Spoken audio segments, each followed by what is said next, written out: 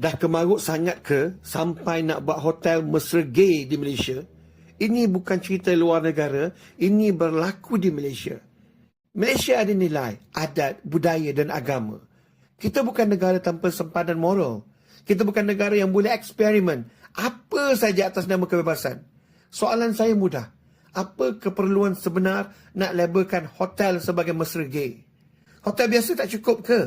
Atau ini cubaan menormalisasikan budaya yang jelas bercanggah dengan norma masyarakat Malaysia? Hari ini hotel, esok apa pula?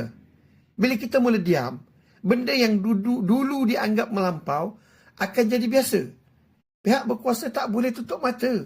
Perniagaan di Malaysia mesti hormat nilai majoriti rakyat, bukan ikut agenda luar. Ini bukan soal benci, ini soal sempadan.